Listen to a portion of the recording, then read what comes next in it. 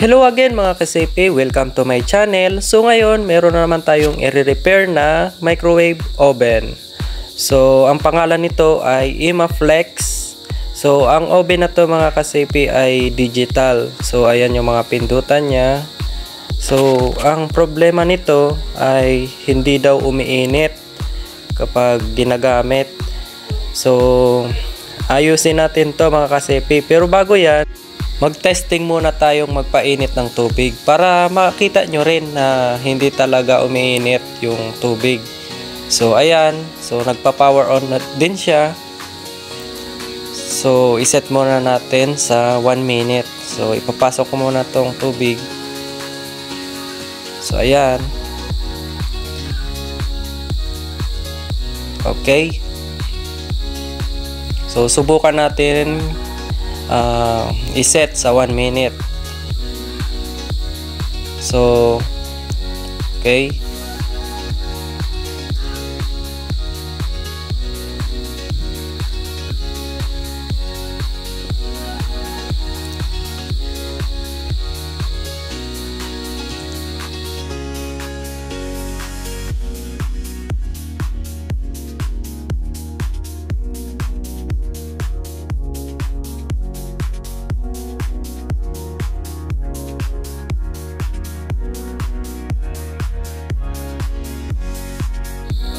So ayan, 10 seconds. So hintayin na lang natin na tapos yung run nya. Then try natin hawakan yung tubig kung mainit siya. So subukan natin hawakan yung tubig yan. Kung napapansin nyo, hinawakan ko yung tubig pero malamig pa rin. So hindi siya nakakapasok. Ayan o, hindi siya umuusok. 3 beses ko na siyang sinubukan pero ganun pa rin, hindi pa rin siya umiinit yung tubig. So may problem talaga itong oven na to mga kasepi. So simulan na natin itong buksan. So ayan, so ang first step na gagawin natin bago tayo mag pull out ng mga pyesa ay i-check up muna natin yung mga wirings. Baka may mga putol or may mga nasunog. So check the components first before pull out from the unit. So ayan. So dito magche-check tayo ng mga diode, then yung fuse, then yung sa magnetron. Okay. So ayan yung mga tinuturo ko. So i-check pa natin yan, yung capacitor. Yan. So ngayon, ang unang i-check natin ay itong magnetron. Kasi kadalasan ang nasisira dito sa mga ganitong oven ay yung magnetron. So tanggalin muna natin yung mga connection. Then mag-check tayo ng resistance if meron. So ayan. So ilalagay natin yung black probe and then red probe sa magkabilaang terminal. So tignan natin kung may resistance. So meron siya, pumalo yung tester. So ayan. So pag nilapat natin sa housing ng magnetron, dapat wala siyang resistance. Pero pag meron tayong na-check na resistance sa kanyang housing, ibig sabihin ay shorted na yung kanyang magnetron. So ganyan lang mag-analyze ng mag-check ng magnetron. Kung good pa siya or shorted na. So ayan, so subukan din natin sa red probe. So ayan, bali hindi siya nag-deflect. Ibig sabihin, good pa itong magnetron. So ganun lang kasimple mag-check ng component. So step by step lang to mga kasepi. So ayan. So ang second step ng pag-check up natin ay dito sa kanyang high voltage diode, then yung capacitor. So ipo-pull out natin yan. Okay, bali tinanggal natin yung capacitor, then kasama yung high voltage diode. So para mas mapabilis yung pag-trace natin ay tatanggalin din natin itong fuse. So ayan, so iisa-isayin natin yan na i-check yung mga connection yan. So bago tayo mag-proceed sa ibang components. Okay, so mag-check lang tayo ng resistance.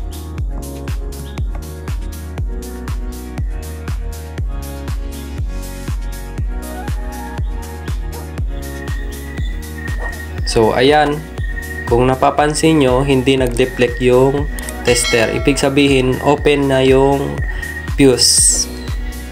So ayan, dito naman tayo.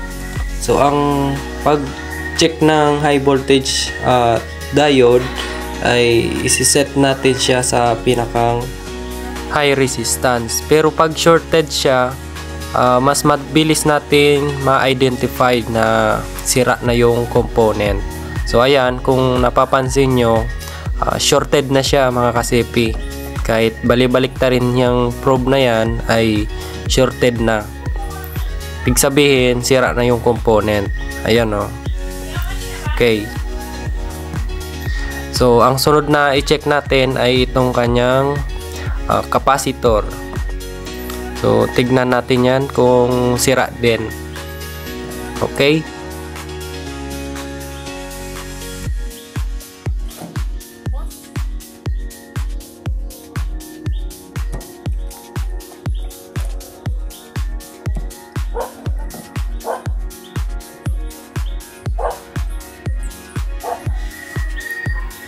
Ayan, bali gumalaw yung pointer ng tester, ibig sabihin good yung capacitor. Then itong dalawa na to ay ipo-pull out na natin mga kasipi. Then hanap tayo ng pamalit. So tinanggal na natin yung fuse and yung high voltage diode. Then meron na tayong nabili na bago. So ito yon. Then ito yung fuse. So subukan nating i-test kung hindi siya magde-deflect. So ayan, so kung napapansin nyo, hindi siya nag-deflect, ibig sabihin good yung diode. So ito, kahit naka-reverse ay nag-deflect siya, ibig sabihin shorted na. So ganyan lang mag-analyze mga kasipi ng component. So itong fuse ay i-test din natin. So ayan, sabihin good yung fuse. So ito yung pamalit natin mga kasipi. So itong luma, ayan, so open na siya, ibig sabihin sira na. So ikakabit na lang natin to mga kasipi. Okay. Okay, bali update lang mga kasipi para hindi na tayo matagalan. So kinabit ko na yung mga components. Ayan, nakakabit na yung fuse, yung capacitor, yung high voltage diode. So bali nakakabit na lahat ng components. So ngayon tatakpan na natin to. Okay, for final test, maglalagay ulit tayo ng isang tasang tubig. So i-try ulit natin na kung uminit na itong tubig na to. So ayan, so sana successful naman yung ginawa natin sa gabing ito. Okay, so ayan, so iset natin sa 1 minute.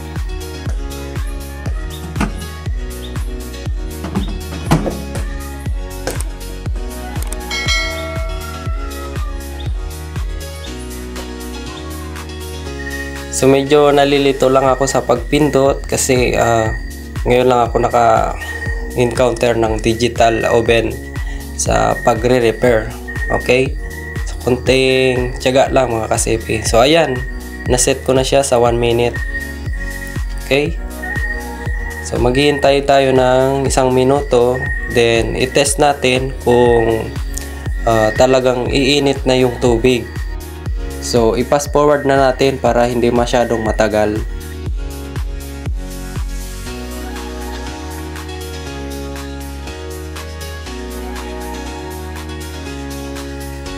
Okay, try natin kung talagang uminit yung tubig. So, testing natin. So, ayan. Ay, maligam-gam pa lang yung tubig. Pero, uminit na din siya mga kasipi. So, itry pa natin ng 1 minute para makita nyo na umuusok talaga yung tubig. Okay? So, i-pass forward ulit natin mga kasipi.